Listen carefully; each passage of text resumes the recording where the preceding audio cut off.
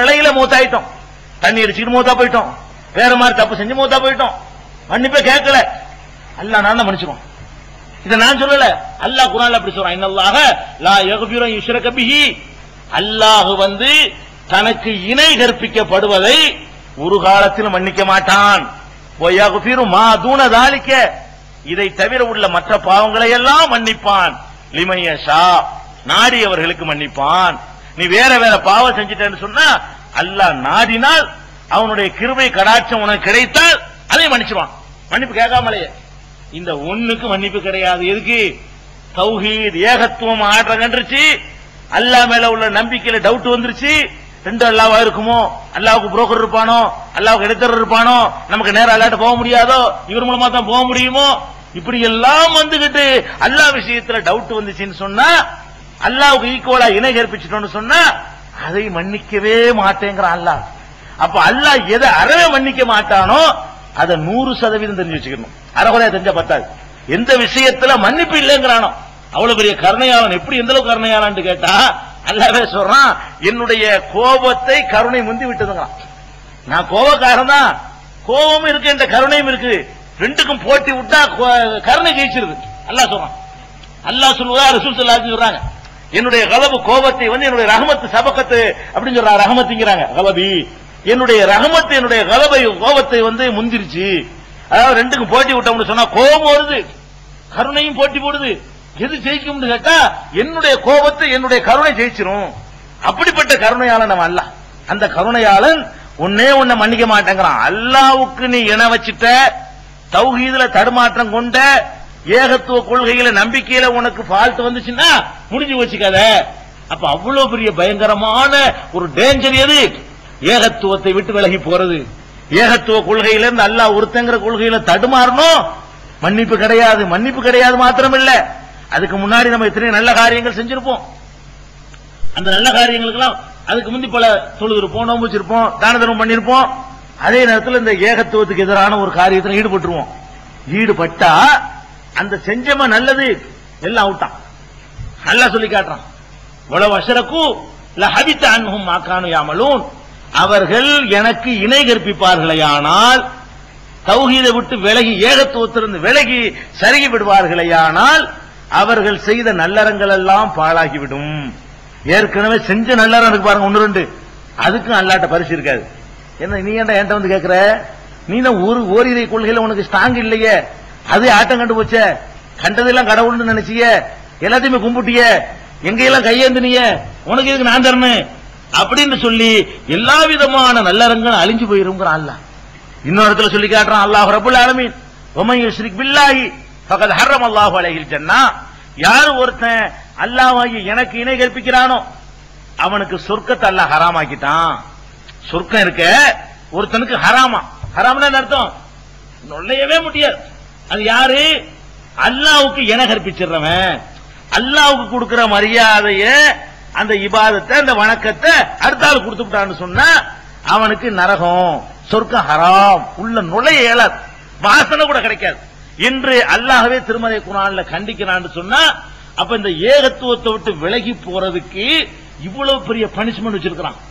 ஏகத்துவத்தை விலகுனா மன்னிப்பு இல்ல, ஏகத்துவத்தை விட்டு விலகினால் சொர்க்கம் ஹராமு, ஏகத்துவத்தை விட்டு விலகினால் அவர்கள் நல்லறங்கள் செய்திருந்தாலும் அதுல அழிஞ்சு போயிரும் சொன்னா, அப்ப நம்ம அந்த ஏகத்துவத்துல எவ்வளவு உறுதியா இருக்கணும், எவ்வளவு பிடிப்பா இருக்கணும், எவ்வளவு ஞானத்தோட இருக்கணும், எந்த அளவுக்கு அசைக்க முடியாமல் அந்த நம்பிக்கை நம்ம உள்ளத்துல ஆழமா பதியணும் என்பதற்காக வேண்டிதான் இந்த விவரங்களை உங்களுக்கு சொல்லி காட்டுறோம். அப்ப இந்த மாதிரி ஒரு முக்கியமான ஒரு மேட்டரா இருக்கிறதுனாலதான் ஏகத்துவம் என்றால் என்ன, அதனுடைய எதிர்வாதம் என்ன என்பதை விளக்க வேண்டி இருக்குது. இன்னும் சொல்ல போனா அல்லாஹ் நம்மள்ட்ட அதான் விரும்புறான். எப்படி விரும்புறான்? ஒரு வசனத்துல சொல்லி காட்டுறான், அல்லதீன இதா ذிக்ரு பி ஆயாத்தி ரப்பிஹிம் லம் யஹிரு அலைஹா சும்மம் வ உம்யானா. குர்ஆன் வசனம் இது. இதுக்கு என்ன அர்த்தம்? உண்மையான மூமின்கள் யாருன்னு கேட்டா, அல்லாஹ்வுடைய வசனங்களை சொல்லி அவர்களுக்கு அறிவுரை சொல்லப்படுமையானால், அல்லதீன இதா ذிக்ரு பி ஆயாத்தி ரப்பிஹிம், ரப்புடைய வசனங்களை, இறைவனுடைய வசனங்களை சொல்லி அவர்களுக்கு போதனை செய்யப்படுமையானால், லம் யஹிரு அலைஹா சும்மம் வ உம்யானா, குருட்டுத்தனமாக செவிட்டுத்தனமாக விழமாட்டார்கள். விளங்கித்தான் பின்பற்றுவார்கள். அல்லாஹ்வுடைய வசனம் சொன்னா அப்படின்னு போக மாட்டாங்களாம். என்ன செய்வாங்களாம்? அல்லாஹ்வுடைய வசனத்தை சொல்லி அறிவுரை செய்யப்பட்டாலும் அதை ஆழ்ந்து விளங்கி ஆராய்ச்சி செய்து சிந்திப்பார்கள் அப்படின்னு அல்லாஹ் சொல்லி காட்டுறாங்க. எந்த மார்க்கமும் உங்களை சிந்திக்க சொல்லவே செய்யாது. மதம்னு சொன்னாலேயே சிந்திக்காதுன்னு அர்த்தம். அவருடைய வேதங்களுக்கெல்லாம் மறைந்து சொல்லுவாங்க. மறைக்கிறதுனால எவனும் காட்டிப்படாத, மறைச்சிடு, நீ உனக்குள்ள மட்டும் வச்சுக்க அப்படின்னு மறைக்கிறதுனால அதுக்கெல்லாம் மறைங்கிறாங்களே, மறைக்கிறது குறிப்பிட்ட ஆள் மட்டும் வச்சுக்கிறேன்னு மற்றவனுக்கெல்லாம் மறைச்சு போடணும் அப்படிங்கிறதுக்கு மறைன்ற பேர் வச்சிருந்தாங்க. மறைக்க வேண்டிய விஷயமா? இஸ்லாம் ஒண்ணுதான் என்ன செய்யுது? அதெல்லாம் சிந்திச்சு ஆகணும், நீ விளங்கணும், ஆராய்ச்சி பண்ணணும். இப்படி சொல்லக்கூடிய எல்லாத்தையும் விளங்கித்தான் பின்பற்ற சொல்றான். அப்பலா இத்தபருனல் குர்ஆன், இந்த குர்ஆனை அவர்கள் சிந்திக்க மாட்டார்களா? அம்மாலா குலூபின் அக்ஃபாலுஹா, அல்லது இதயங்கள்ல பூட்டு போட்டுருக்குதா? அல்லாஹ் கேட்கிறான். ஏப்பா குர்ஆனை எதுக்கு சிந்திக்காம இருக்கிறீங்க? கண்ண மூடி ஓதுறதுக்கு உங்களுக்கு தந்திருக்கிறேன், பரக்கத்துக்கு ஓதுறதுக்காக தந்திருக்கிறேன், சிந்திக்க தந்திருக்கிறேன். அப்ப அல்லாஹ் எதை விரும்புறான் நம்ம கிட்ட இருந்து? சிந்திக்கிறது, விளங்க ஆய்வு பண்ணி நம்புறதான் அல்லாஹ் விளங்குறான், விரும்புறானே தவிர இதை கூட்டுத்தனமா நம்புறான் அல்லாஹ் விரும்பவே இல்லை. அவனுக்கு பிடிக்காது. எதுக்கு நம்ம பகுத்தறிவு தரணும்? இல்லாட்டி குருட்டுத்தனமா நம்புறது போதும்னு சொன்ன, ஆய்வு பண்ணாம நம்புறது போதும்னா மலக்குகளுக்கு மேல என்ன இருக்குங்கிற? மலக்குகளுக்கு சிந்தனை கிடையாது. அல்லாஹ்வுடைய நம்பிக்கை நம்மளோட லட்சமானம் கூட. அல்லாஹ்வை நம்புற விஷயத்துல அப்படி நம்புவாங்க. அல்லாஹ் அது போதும்னா எதுக்கு போட்டியா ஒரு ஜீவனை உண்டாக்கணும்? அவருக்கு நீங்க செய்தாச்சீங்கன்னு மரியாதை கொடுக்க சொல்லணும். அல்லாஹ் எதை விரும்புறான்? நான் ரெண்டையும் கொடுப்பேன். அதாவது என்ன ரெண்டு கொடுப்பேன்?